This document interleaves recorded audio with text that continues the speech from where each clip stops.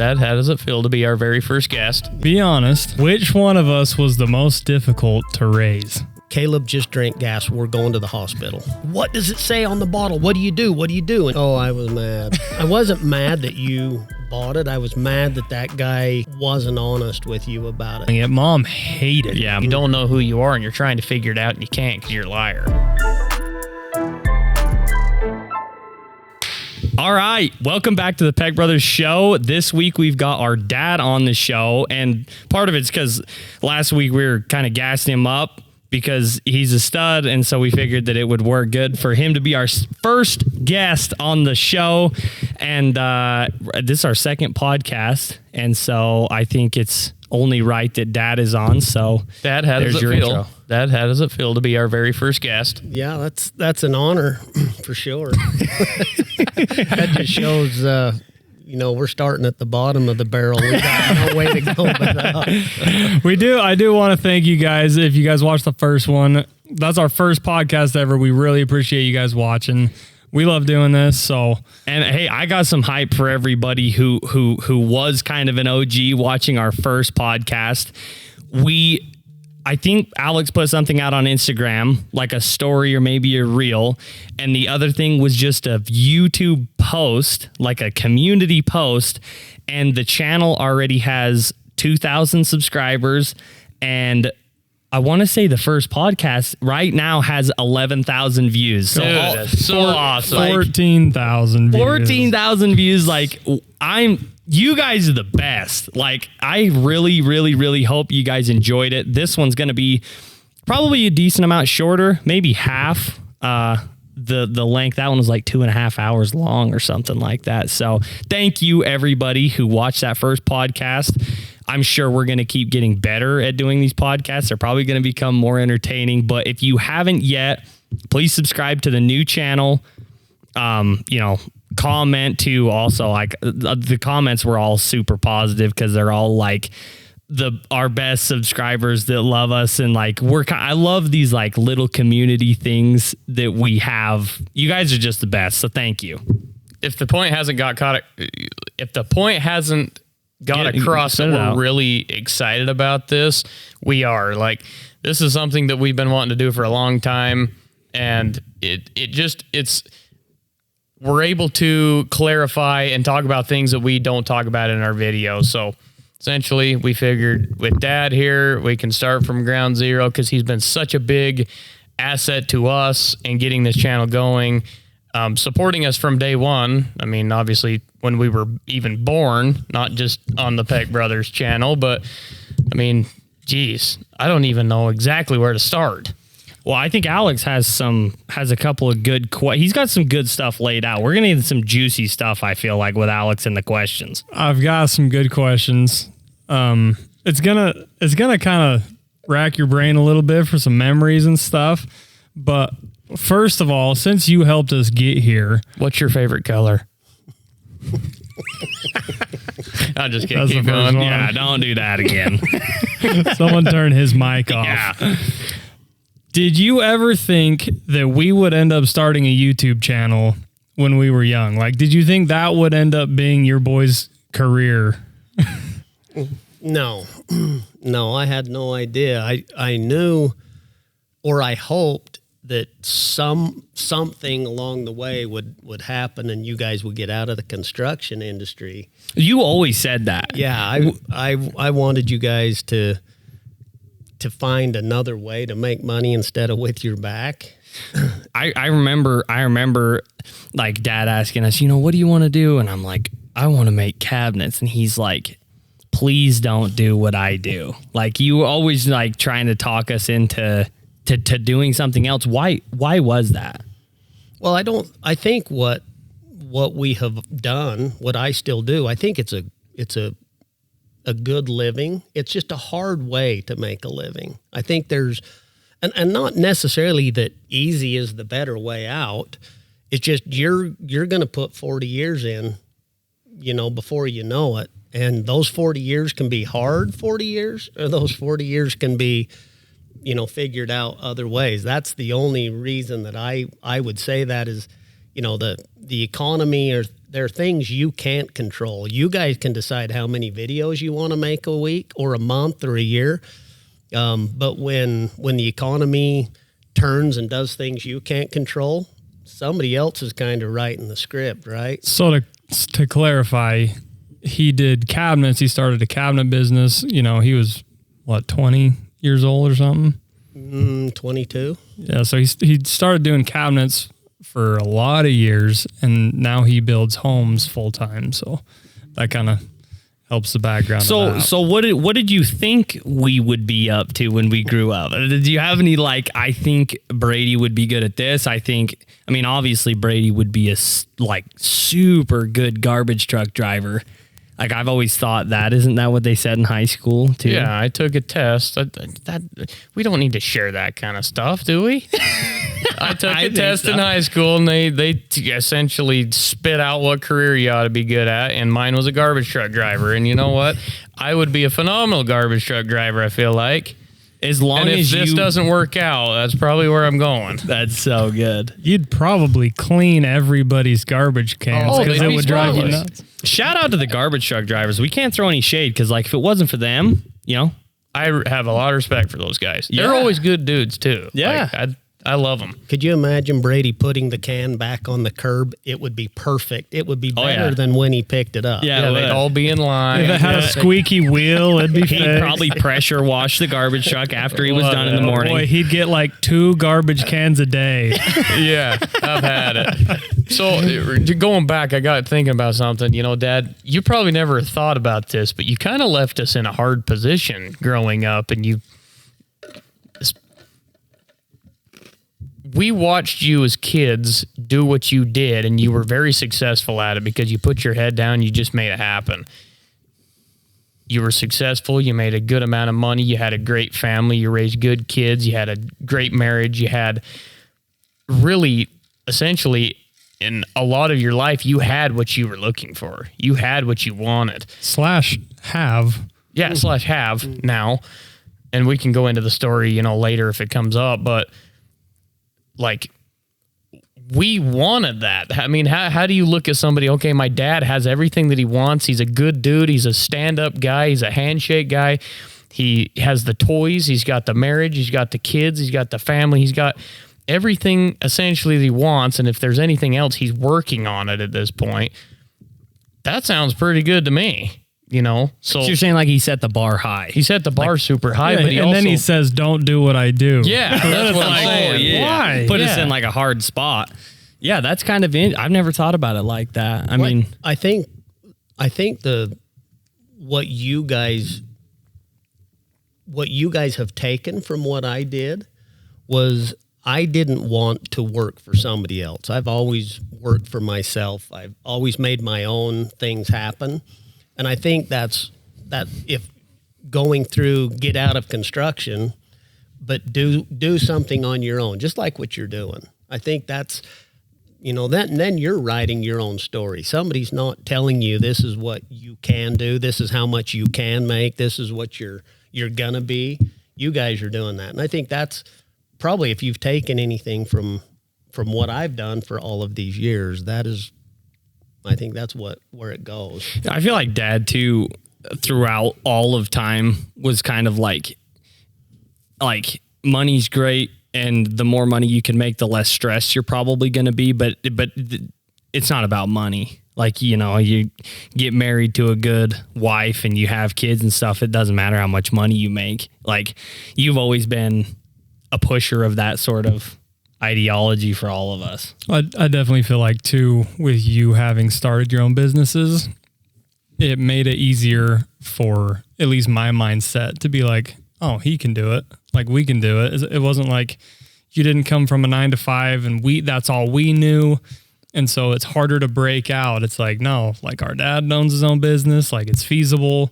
I think it helps when you are close to somebody. And along with Brady, he started his own business. So it's it can't be that hard. These two did it.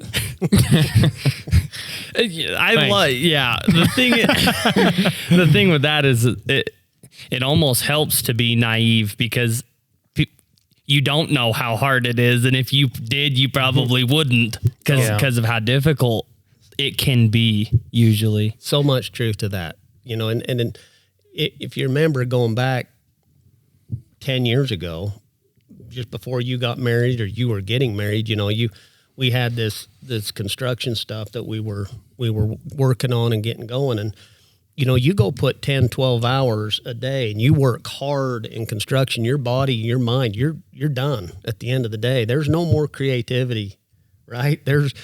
You're kind of, you spent. There's no more in the tank. No. And so to try to do something after additionally, that's where it gets tough. And so with me, here I am 57 in December, you know, I've kind of, thank goodness I haven't had that job, but I did put myself where I am, right? I'm in construction and, you know, that's probably where I'll be. And it's kind of hard to get out of that and go start something after so many years of doing one thing. Yeah, that's it. I think it was like John D. Rockefeller, even though, like, I mean, he's a little bit of a controversial figure, but he said something along the lines of most people work too much to make money. And it's kind of goes along those lines. It's like, you know, if what you're doing is taking so much of your time, you're not being creative in enough ways to figure out how to actually make money.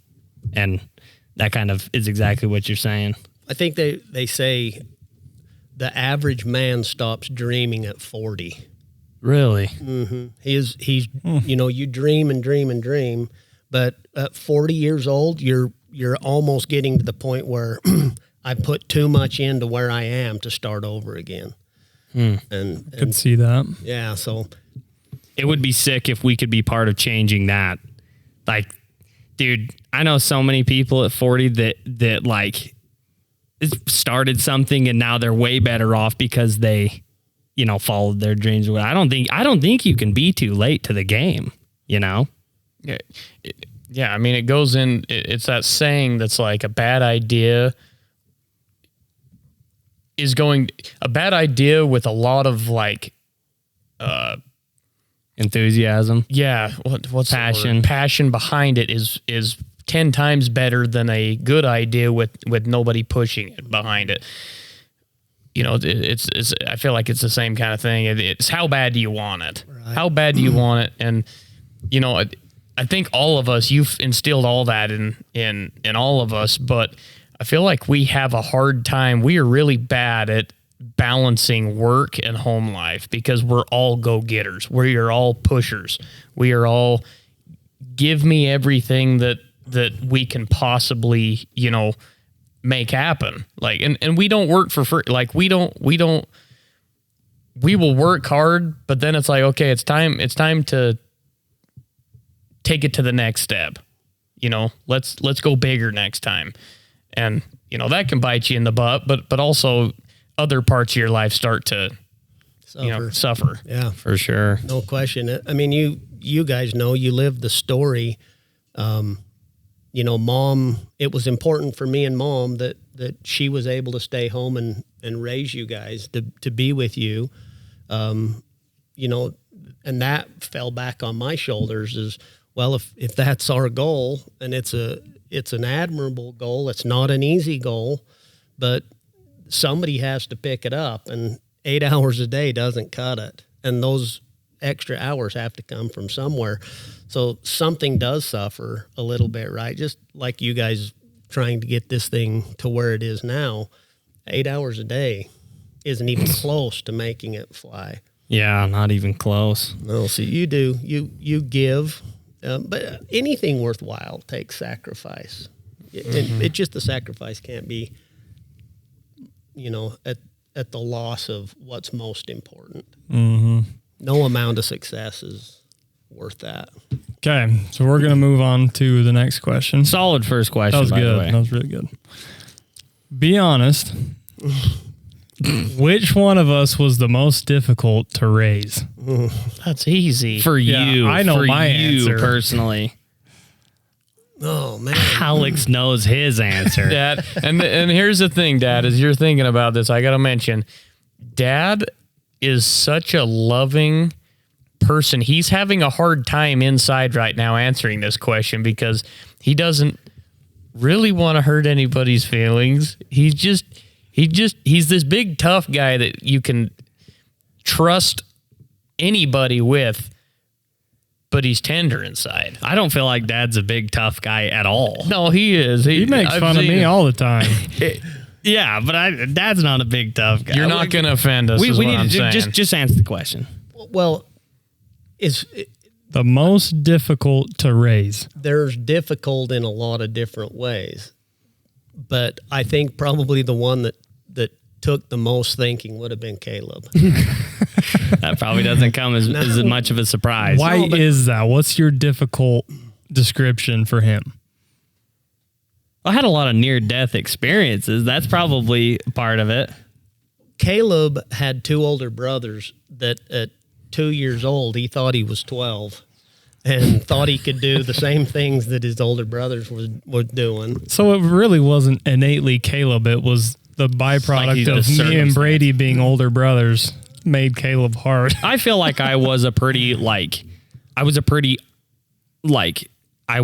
my Voice I heard. wanted my way. Yeah, like I wasn't very good at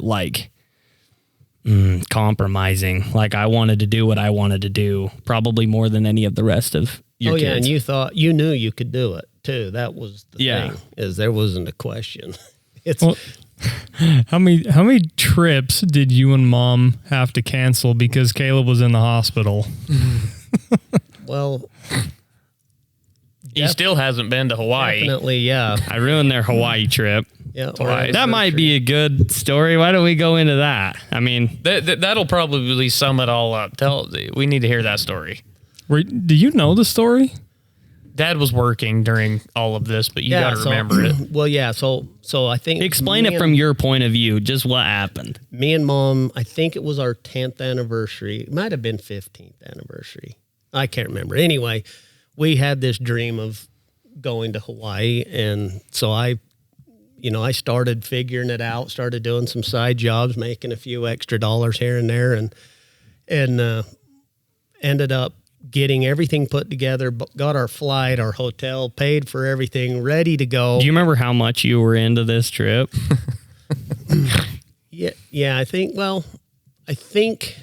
what we were out of pocket at that point was somewhere around $7,000. $7,000 Nice, into this good. trip. Yeah. Yeah. Keep going. So we wake up the Morning That morning. before. that morning, and Mom's feeling sick. She's hurting, and we're like, "Uh-oh, we got to get you to the doctor and see what's going on, because we've got a flight that's leaving at like 2:00." And no, it was the next day. Yeah, it was the we were next leaving. day. Yeah. So anyway, we finally get her dealt with, so that the doctor releases her and says, "Yeah, you can go." So I've been at the hospital with her all day, and I've got a million things to get taken care of and ready. So I jet out of the hospital and get everything I can ready. And the next morning, I've got a few things to deal with, but I have to be done by noon, because we've got to roll out of the house by about 2. So I think it went down the day before you guys went, while you guys yes, were at it the was. hospital, and, That's right. and Nanny was That's over at right. the house watching us. That's right. Okay, yeah, you nailed it. So I take off from the hospital, and Mom and Nanny go back home to get stuff finished packing, and I got to run these errands and collect the rest of the money to be able to go. And so I'm out doing that, and the phone rings, and it's Mom, and she's like, "Cayleb just drank gas. We're going to the hospital."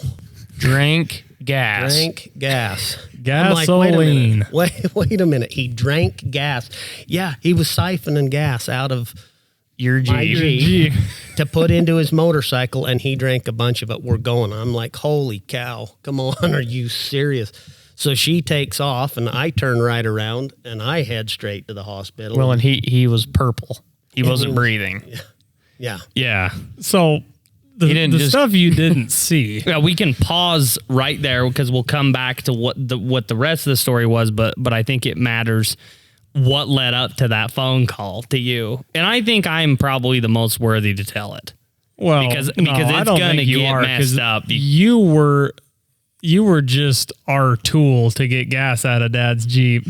Me and Brady ran out of gas in our dirt bikes. All the gas cans were empty and we wanted to ride. And I always remember siphoning being scary. And so I think you tried and couldn't get it to work. I don't think I tried. Maybe I don't know. That sounds about right. And we're like, dude, Cayleb, this is easy. Just throw this tube in the gas tank. Just And go, how old were we? You were 12, 10? I was probably like 6 or 7. We were really young. And so Cayleb chucks the And tube I've seen down. somebody siphon 100 times between you and Grandpa, and so I'm like, this ain't. and Alex is like, fill up all these gas cans. We'll be back in a minute. There was probably only about an eighth of a tank of fuel in Dad's Jeep anyways. So yeah.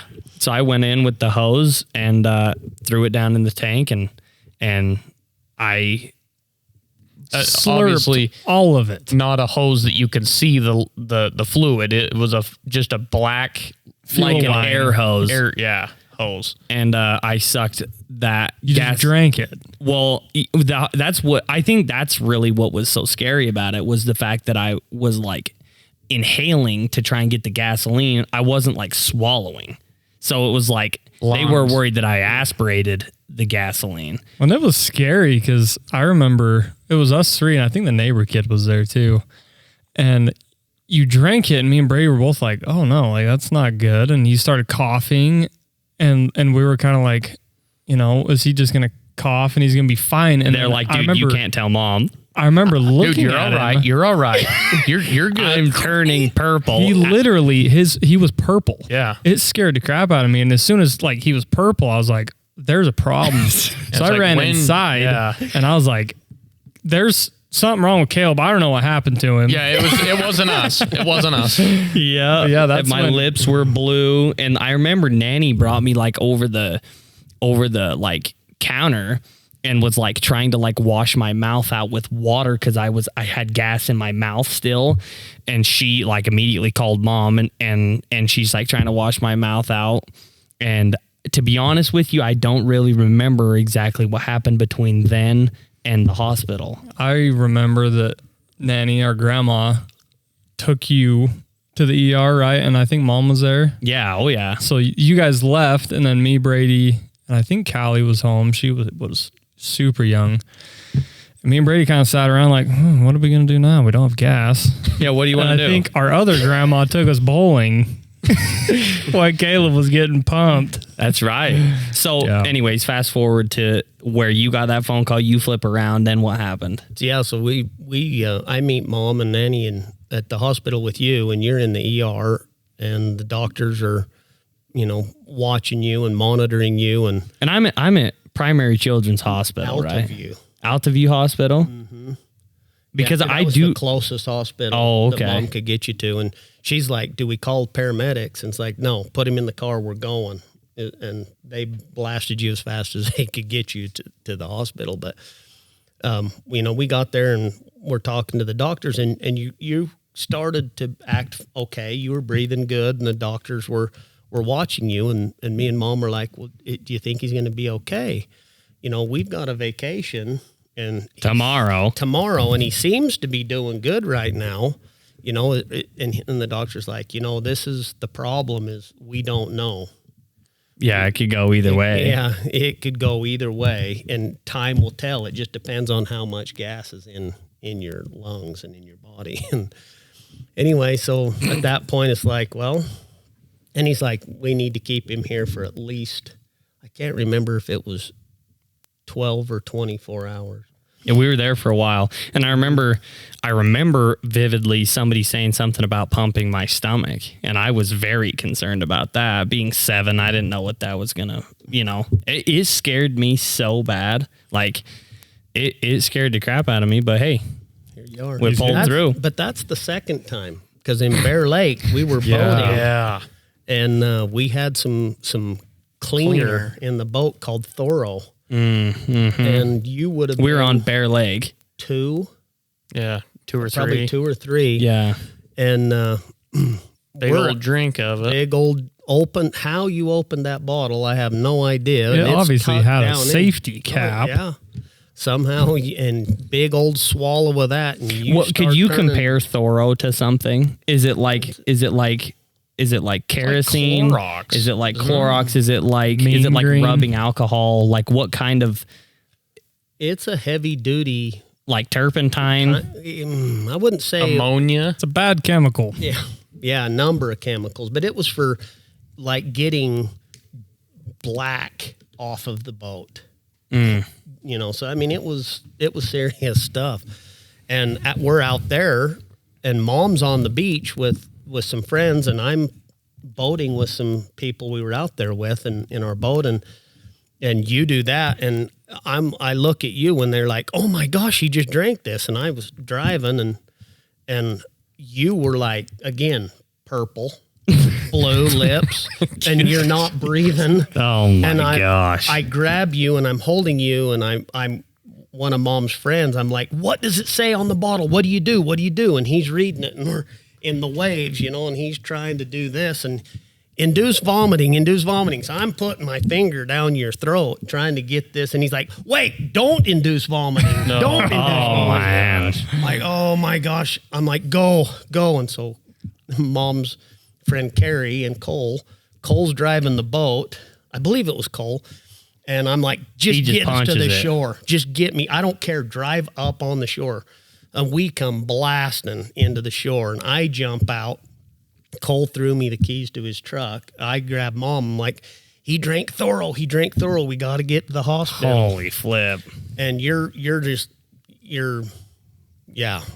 didn't know what to expect. So you hopped in a truck. So we hop in the truck, and Montpelier is 35 minutes. And Uncle Mike lived in Bear Lake. So I called Mike, and he's like, here, call this doctor. So I called the doctor because I was in a little emergency room in Garden City. And no answer. Mike's like, he lives here. So we drive up to this guy's house, and we're knocking on the door. Oh my gosh. Wow. Yeah. 'Cause, I mean, you just weren't doing good. Yeah. And the nearest good hospital is hours and hours Yeah, away. like Montpelier is not a good hospital. right, Yeah. we'd have had to go into Logan Regional, and that would have been a little hour and over a an half. hour. Yeah. So anyway, he comes to the door, and we tell him what's going on. And he's like, you need to get him to the hospital right now. And you need to watch him because he could fail. Holy flip. Yeah. So, I mean, What's watching him gonna do? Yeah. Yeah. Like, did they say to pull over and like start CPR yeah. kind of thing? Yeah. Do what you can do. So you guys obviously left that doctor's house and flew to Montpelier. What was I like? You were obviously holding me in the back seat. Was I like crying? Was I like unresponsive? No, you started to breathe better, and things just kind of started to improve as we were going. And it was, you know, one of those things is like you're praying the whole way. Help me get him there. Just let us get to the hospital. And you did. You just started to slowly come back out of it, and you started to breathe, and your color started to come back, and took you into the emergency room. And they said there's really nothing we can do. We just got to time, just like with the gas. We got to watch him, and if he starts to go into... So nobody even helped me through that crap. I figured all that out on my own. So why did it take you so long to let us know who was the most difficult? Well, wait a minute. I need some credit here. I almost died like twice. This is about Dad. We're talking about Dad. From you drinking stuff. Hey, you know, we actually had a joke when we were little that like, dude, Cayleb, you can't ever start smoking because there's gasoline in your lungs, and if you do it, you know, you're gonna blow up. And I was pretty young, so I was like, oh man, yeah, that's never in the cards for me. Yeah, I'll never smoke. I can't smoke, guys. I'll blow up. I'll He explode. told all of his friends. It was a good thing. So really, I mean, needless to say, we could probably go on for hours and hours about stories that Dad has had to deal with, raising us boys, mostly Cayleb, but yeah, things that have happened over and over again. So he's kind of like your ideal boy dad. He just knows how to handle us. So going back, you would say Cayleb for sure is the hardest to he was the hardest in that respect. Just trying to keep him alive. Yeah, literally. That would be why he was the hardest. But, you know, you guys, I don't think any of the three of you, other than that, were what I would say problematic. It was typical boy things, typical things that come up in life.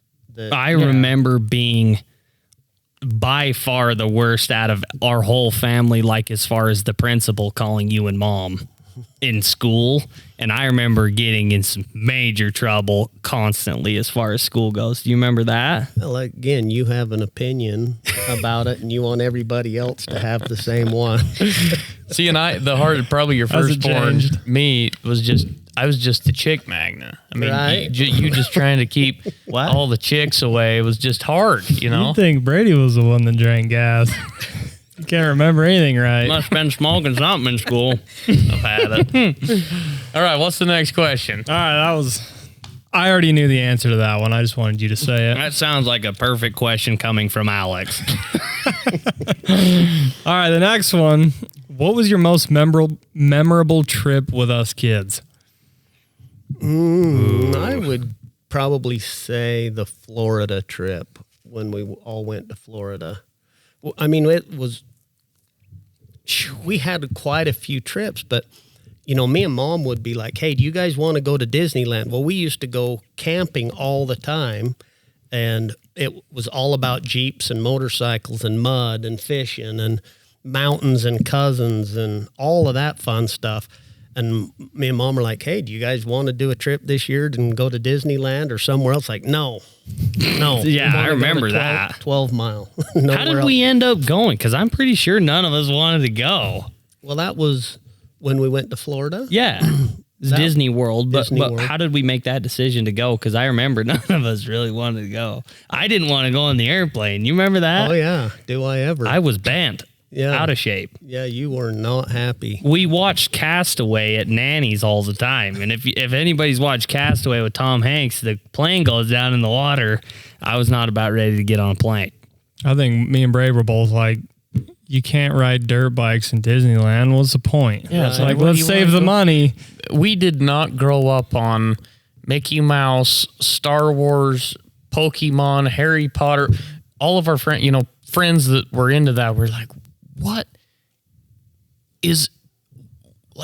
what makes you want to watch or like consume that? Like, No, that was not. You just thought you were too cool. You were not conceptualizing Absolutely it not. that deeply. It was that ain't cool, and we can't do that. Whatever. I don't even know what Whatever you're it talking was. about. We were all the same way. We were either in the garage, asleep, eating, or in the dirt. Yeah. There was no Eating let's dirt. watch Malad or Yeah, lad. we didn't do the video games. We didn't have all of that stuff at home. We didn't promote that. We promoted me never and Mom ever parking in a 3-car garage. Never. completely full of our Completely junk. full of your stuff and grease and oil and you name it everywhere. From a young age. From a very young age. And that, I think that's why we're where we are, right? I think that's what it was. But it's fun that, you know, that's the way we perceived it, which was totally different than everybody else. Well, that's why we were all like, Florida? Like, I don't I think care to see Mickey Mouse. I think that trip was fun because it was outside the box of what we'd always done. That always is fun to do something different, shake it up. You had been to Disney World.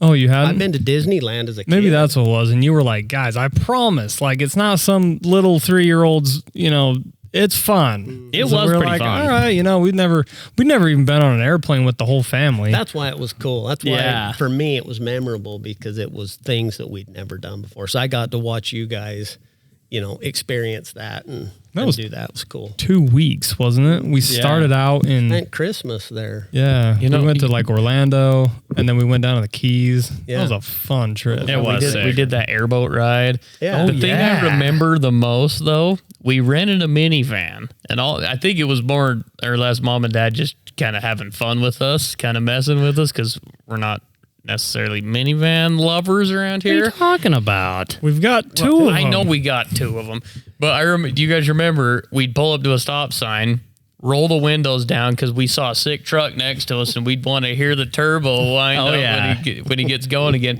That's all I remember is just rolling the windows down. And there's some sick trucks in Florida. Didn't it seem like they were there all were some over. sick trucks in Florida? Everything's lifted. Like, it's just a it's good sick. spot. Florida's got it together, man. That was a good choice. I was thinking like some Sand Hollow trip. That Florida trip was a freaking riot, and I would love to go back. Yeah, that was fun. But I would say, as far as all of us together, but each one of you boys, I think something as a dad that stands out is each time I got to take you on your first deer hunt. Yeah. I love those because those were a first, and you kind of had graduated to being a big enough boy to go. Yeah. And I remember because I was 8 once a long time ago. And Well, the rule in our family was that you couldn't go until you were 8, right? But you guys pushed that. I was like 14 when I could go. I'm the first one. Deer hunts were a riot until Cabe got to go.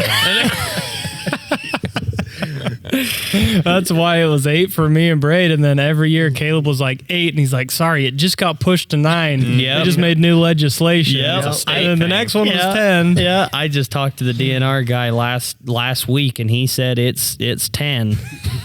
Come on. I do remember my first deer hunt though, and that was so fun. They were So- good times. That was some fun. Dad surprised each one of us the first day on our deer hunt with a Red Ryder BB gun. Mm-hmm. And all we did the whole time was try to figure out, one, where all the deer were, because we were going to shoot a deer with our BB guns. But if we don't see a deer, we're going to shoot every bird, every squirrel, anything we see. Every Probably Uncle Nick's tire. Yeah. Yep. I still have mine, by the way. I was gonna say, I bet you still have yours. Yeah, I don't have the box for it, but I still have it. I'll bet mine's been gone since I was 9. It was broke because you busted it over your knee. Yeah. All right, let's get That's a the good next question. That was a solid question. All right, this one you might have to think long and hard about. What is the dumbest thing we've ever done in your eyes? Could be us three combined. Could be one of us's actions speak for the rest. Something you were just like, Really? Wow. Those are not my kids. what are you doing? You just wanted to walk over, just smack all of I us. have Well, that one. was often. But I can't think of. Let me think about that one. I want to pull up this memory. Brady was just about to graduate high school. I was know a where you're sophomore. And he was going to go on this 2-year mission for our church. And he comes down to me one day in my room. He's like, "Dude, you know how we want a boat?" And I Oh, was dude, like, we yeah. the boat so bad. Because Dad had a boat and we didn't have one at the time, and we just loved boating. Dad's always been a boat guy. But we never had a tower. Yeah, we wanted Dad a tower had where you the could big, wakeboard. like yacht-looking boat with the big cuddy you could sleep in. So we could like kneeboard, but we couldn't wakeboard or surf or anything. So we're like, man, a wakeboard boat would be sick. Brady in high school, 18 years old, maybe 17, gets on our local classifieds and finds a Malibu wake setter that had caught on fire, completely burnt. Not just an engine fire All it was left was the hole and some like and the motor. flex seals, or A perfect trailer. Yeah, A good trailer. It was perfect. it was the hull of a master or and a Malibu. and it had the motor, and the And it had the motor motor. was solid. But like there was no windshield. Was there a You tower? thought the motor was solid. No tower. Well, yeah, I mean, I guess we never. Zero interior. The fiberglass on the inside had melted. Yeah. And Brady's like, "Dude, should I go buy it?" And I was like, Absolutely. we could pull it home with my Jeep. Yeah. Like, let's go get it. Yeah. So we hopped in the freaking Jeep. And that Jeep was sketchy to drive just was a in general. TJ. you guys on went a and bought 6-inch. that in his Jeep. Yeah. It had a Junior 6-inch short arm lift. that he put on when he was 7. Yeah, that had death wobble. What better vehicle could we go get this boat in? Well, the thing is, Mom and Dad would probably not approve of this. No. yeah, So because it had to sit in their driveway. No, when I saw that, I wanted to thump the guy that sold it to you. Yeah. Well, hang on, keep going with the He story. promised me he'd put a whole interior in it. Yeah. Yeah, so we get there and it's like, dude, should we get it? And it was sick because it was red. It was a and nice it boat. had the logos, and we're like, if you don't look on the inside, this boat's sick. Oh yeah. So Brady buys it. How And on much? How much? $5,000. Well, it's not $5 too grand. bad because the trailer's worth pretty close That's to what you that. sold the trailer for $5,000. I sold the whole thing together. Oh, did you? So we get it home, and I remember thinking, Mom and Dad's gonna kill us because when you do look on the inside, it's like, this is unfixable. But the guy that he bought it from said, hey, I have a guy that can fix the fiberglass. I can do the interior. You just buy it, and then I'll do it. Yeah. So I remember the night too. Brady called me, and I had a little slide phone, and I was over at my friend's house, and he's like, dude, you got to get home now. You got to see this. And I'm like, what's up? He's like, I bought something. So I'm stoked. Leave my buddy's house, and I'm pedaling home and see what is in the driveway. And I couldn't believe what I was seeing. We had a freaking wake setter. It was the greatest thing. Skeleton of ever. a wake setter. See, Dude, thing and is, you remember the next day and the days following, we were knee deep in fiberglass. Yeah. Oh, dude, I think we skipped school to work on this boat. This is the thing I got to add. Back then, when we were all that age, life itself was magical. Oh, yeah. Like every day we'd wake up and there was a new adventure that we were going to go on together. And this boat literally topped everything that It we'd did. done at that point. Cause it was like, dude, I can't wait to be sitting here with the steering wheel when there's a steering wheel here. You know, you're over there messing with the stereo. And when there's a boat, there's women. And that's we're gonna have 90% of it. cute girls all over the place. And Caleb's going to be surfing off the back. And we just, like, there was no dose of reality to us. It was just, I'm going to fix this boat. I don't know how. I don't know how we're going to get the money. I don't know where the parts are going to come from. But we're going to get this done. And we told everybody, I know it looks bad. But it's not gonna for long. We were delusional We because were. there was probably a solid month where we sat in there carving out the burnt fiberglass, Yeah. taking I the still burnt have crap out. fiberglass in my legs, dang And I remember Brady like getting on eBay and like, oh, here's a windshield, here's like the little aluminum knob, and pretty soon this stack of parts that we needed was like 80 grand, and it was like, uh-oh. Well, I mean, what's we gonna were happen? calling our uncles like, "Hey, I know you've done some fiberglass work. Like, how do you do it? You know, what? It can't be that hard." And like, I was probably. Well, wait a minute. You're how much older than me? 10 years? No, 7. 7 years. Okay, so I was like 11 ish. Somewhere in there. You were like what? 15, 16. 15, 16. Like we were not. We were delusional. We were not qualified to be doing fiberglass repair on a Malibu. Anyway, so what did you think when you pulled up and saw it? Oh, I was mad. I wasn't mad that you bought it. I was mad that that guy wasn't honest with you about it, that he blew so much smoke that, hey, I'll do this, I'll give you this, and I'll fix that. You just buy this boat. He made it seem like it would dang near turn over too. Yeah. And then we like cracked all the, melted fiberglass off the top, and it was like, that's not running. There's no wiring on it. Yeah. So yeah. Plastic's all melted. That when I saw that question, that is what popped into my head. I was like, as a dad coming home and seeing that your son that's about to leave for 2 years just started this boat rebuild project. Yeah, it was a bad deal. I do think I remember the people that bought that boat trailer, they had a boat that trailer was perfect for. He repaired boats for a Yeah. living. Yep. And he said, I would pay $5 grand for this trailer at auction or whatever in itself. He said, I'm going to take a chance on the motor being good, Yes. the long block and all that. So I've actually got another boat that could go into if it's good. So that's a bonus if I buy it. So somehow I just came. Found the only guy in Yeah. the country that needed that. And What, did you make money? I don't think we made any money. You sold it for what you were into it. Pretty sure, and Yeah. I was happy. Oh, That yeah. point. But you go to the Pipestone Mariner. Oh, That was another one that we had before that because we were just boat guys. It's like when you're in high school and junior high and stuff, you just want to be on the lake. wait a Right? minute. Your friends I and your don't think cousins. Dad had a boat. I think at this No, he point, didn't have yeah. And so we were on a mission So that to get us one- another boat. I bought my second YJ from this lady that was sketchy. The YJ was kind of sick. I had Dana 44s and stuff. I got it for a screaming deal. And I remember trying to talk her down. And I was like, listen, lady, I have, $2,350. Or no, I think I offered her like $2,000 or something. And she's like, if you give me $2,350, I have this boat in my backyard that you can have. And Alex's eyebrows go into his hairline. I went, absolutely. I'll figure it out. So we walked in the back, and it was this old blue nasty We've boat. got to throw a picture up. I on the have screen. it. Yeah, we have pictures. 1971 Pipestone Mariner. It was roached. No top for like 30 years.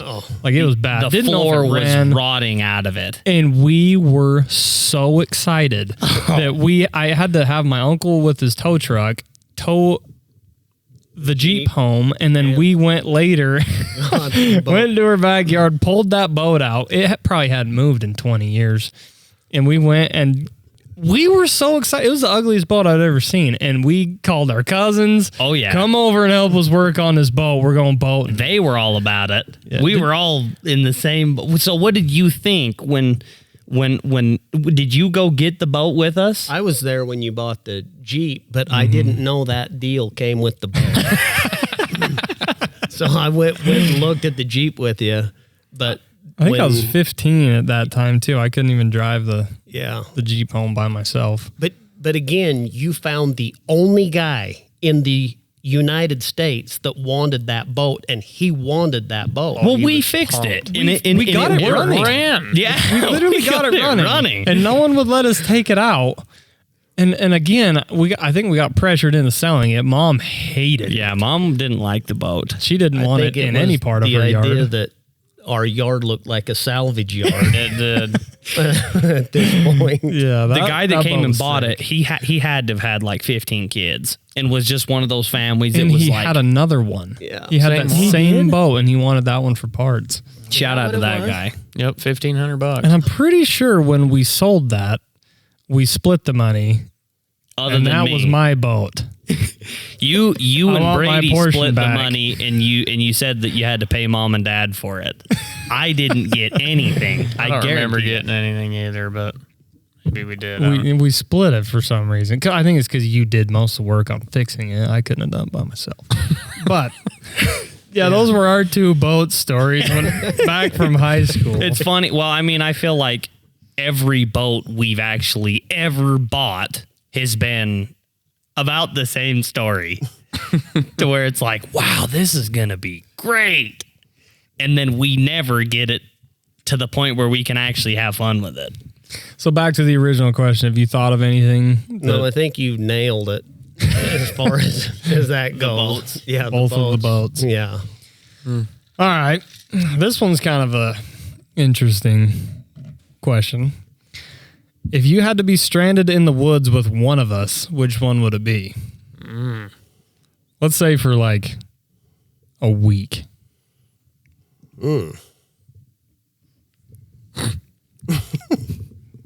I don't have an answer for that one. Yeah, I'm Kind of hard.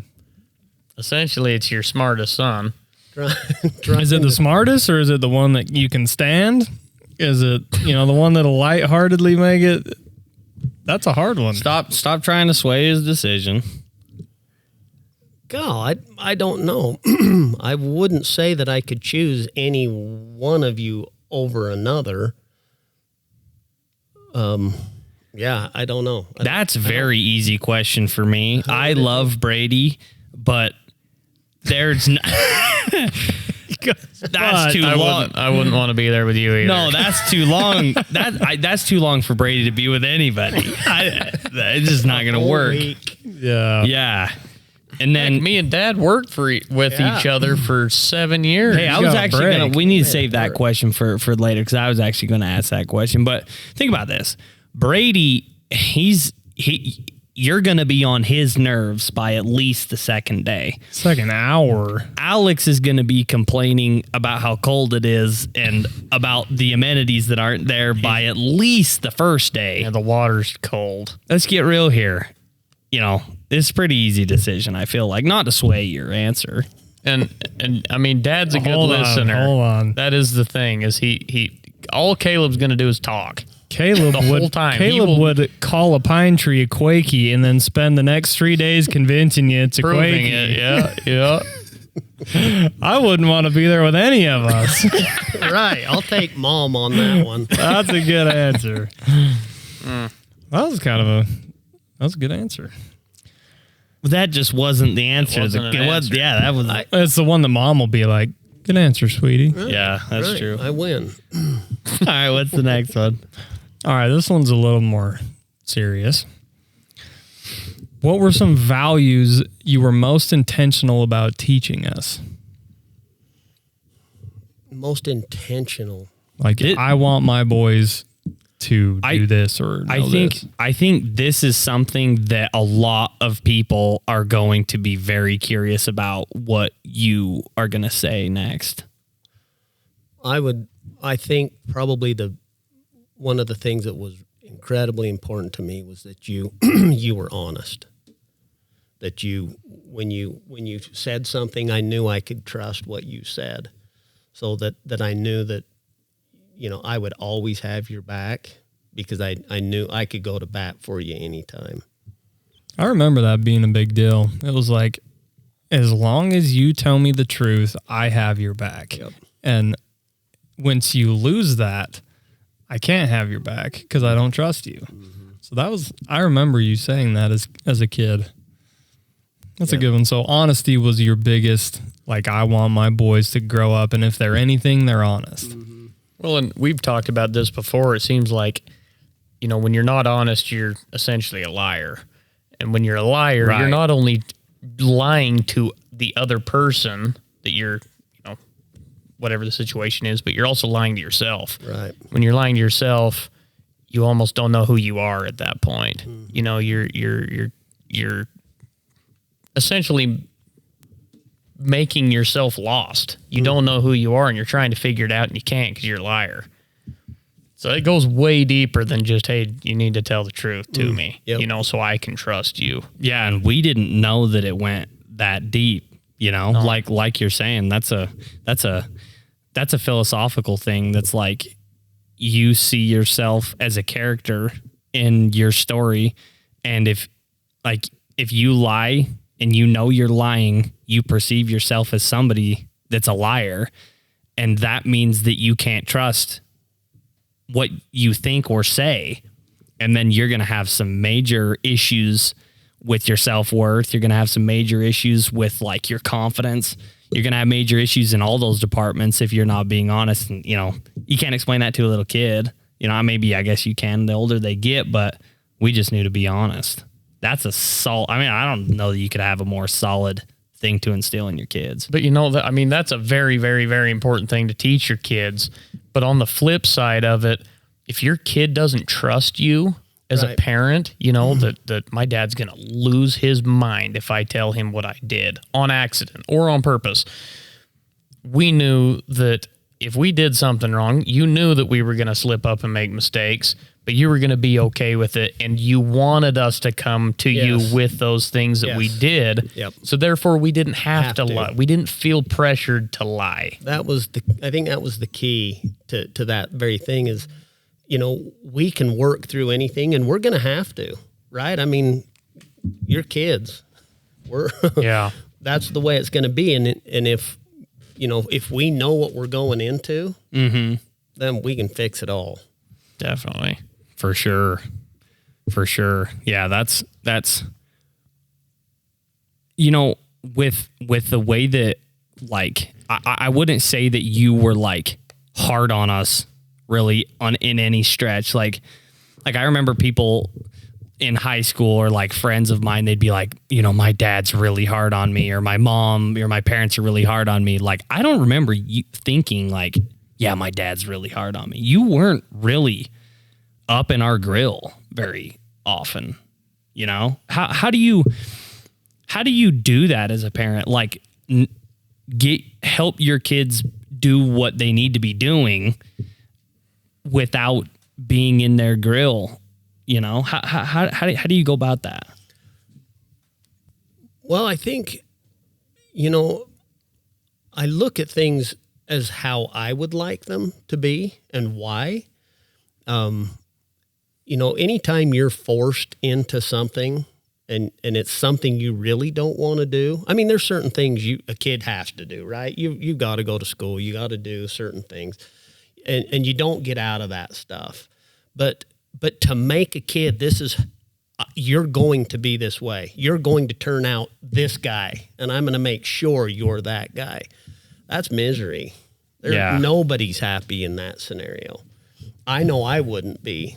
And each one of you guys are unique and different in your own way. We parented all three of you a little bit different, expected similar things out of you, but we basically kind of let you become who you are.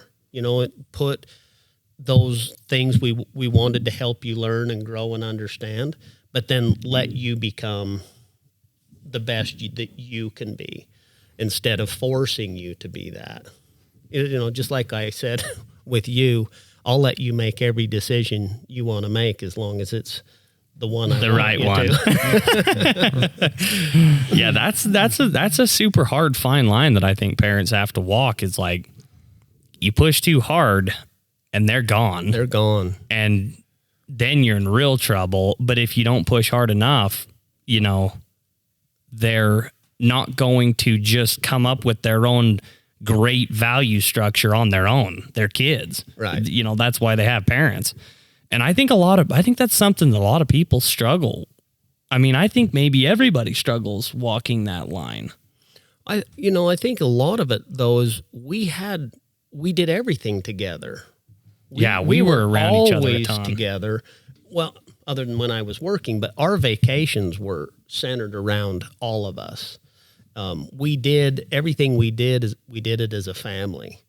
And so I think because we were close, you know, I knew who you were. I knew who you were becoming, and everything that you were doing, they were the right things.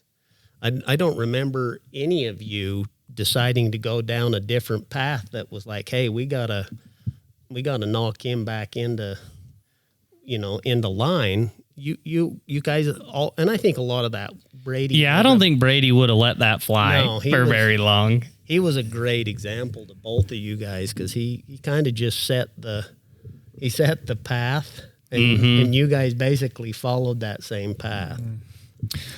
Well, we got to wrap up soon, but I do have one more question that I think would be beneficial for the viewers. This one is, if you could go back and tell your younger self something about fatherhood, what would it be? Enjoy every minute. Just soak it all in, because it's crazy how fast your kids go from each little stage to the next one, to the next stage, to the next stage, and pretty soon, just like last week, we're empty nesters. All the kids are married and doing their own thing. My influence doesn't matter so much anymore. My purpose has changed a little bit because I'm not raising a family anymore. So I would say if I could go back, just take every chance you can to enjoy every minute of it. Do you feel like you did? Well, yeah. I wouldn't beat myself up that I didn't do what I should have done, but I did miss a lot by working as much as I had to.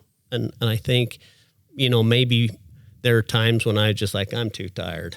I don't know if I can go watch this or be a part of that or whatever it was. I would probably try to do maybe a little bit more of that. But yeah, just enjoy every minute of it, and don't sweat the small things. So like Alex just brought up, that you and Mom are empty nesters now. Callie got married last week.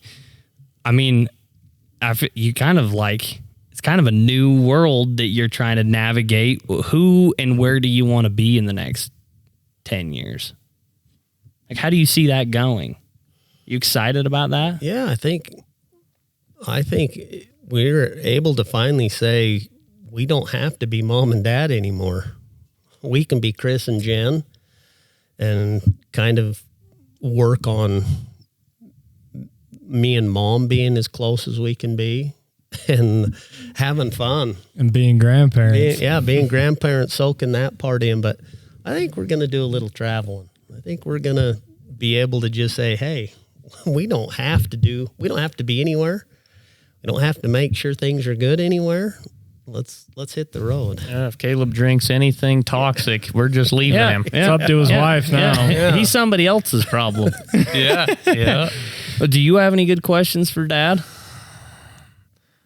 No, I just as we reminisce, we talk about this a lot as brothers, because we truly think very, very, very highly of our dad, and we take things that, we teach our kids right now. And how would Dad do that? How would Dad handle it? How would Dad go about this? And as we reminisce and think about these, makes me just so grateful that we did have Dad, that we had such an example of a father figure, but also just a man in itself, to look at and to, because I mean, we still to this day, the things that we do, the things in the video, the way that we are, have everything to do with how Dad was and how Dad taught us. Mm-hmm. So it's just such a wonderful thing to be able to, have this family that we had. I feel very blessed for that, because, a lot of people don't. As we went through the questions, I kind of think, there's a lot of people out there that don't have a dad like that. And it's very heartwarming to see people that don't have a dad like that find somebody in their life that's a mentor, find somebody in their life that is that father figure of, more or less the person they want to be like, to follow that example. Or they rise up and they are the dad that they wish that they had. I mean, that's commendable. I mean, like, there's really not a lot of credit that can go to us for what we are because of how our circumstances and what we've seen. Like, the credit really goes to the guys out there that are making it happen for their family, and they didn't have an example like that. Like, it's commendable. Like, I think those guys are pretty lethal. Yeah, those guys have a purpose behind them. Right. Yeah, and if you're one of those guys, like, you keep doing what you're doing, because you're changing the flipping world. Yeah, one circumstance at a time. I remember when I was in preschool, or kindergarten or whatever, and they'd be like, well, "Who's your hero?" And it would be, for me, it was Dad. And it's sick that, like, today, if you still ask me who's my hero, it'd probably be you. Yeah, see it, and thank you. I'm glad that I served that role, and that you feel that way, because that's how I feel about my dad. Mm-hmm. I sit here and I listen to you say those things, and I would say those same things about my dad. I remember being a little kid. I was probably 8 years old, and my dad was laying down on the family room floor in our little house in Draper, and I had my little bedroom, and I went and I looked at my dad, and he was wearing a pair of blue jeans. So I went and found a pair of blue jeans and put them on, and came back in, and he had this kind of Western button-up shirt, and I went and found the closest shirt that I could to his shirt, and he had this belt with a belt buckle, and I went and I wanted to look and be just like my dad. That's cool. Yeah. Well, Dad, we just want to thank you. I want to thank you for supporting us on this journey, always supporting us with whatever we did growing up, letting us be who we are. And, still to this day, you're a big help to everything we do. And we're just grateful for you and Mom. You guys are the biggest influences that got us here So it was fun to have you. Oh, thank you. That's sick. This podcast just didn't do it justice of who Dad is. It just, Can you guys believe that was an hour? It's hard to sum it up in an hour. I know. you can't. We'll have him back on. This We'll isn't have the him last back time. on. And for everybody watching, thank you so much for sticking with us and watching the second episode ever of the PeckBrothers show. We will be back next week. I think this is dropping Wednesday, right? Or is it? We don't quite know. Yeah, don't throw a date on. Sorry, I'm there. not trying to throw a date on it, but we'll get to a schedule and we'll stick to the schedule so you guys can count on it every week. Thank you guys so much for watching. Make sure to like and subscribe for sure, and we'll see you guys soon.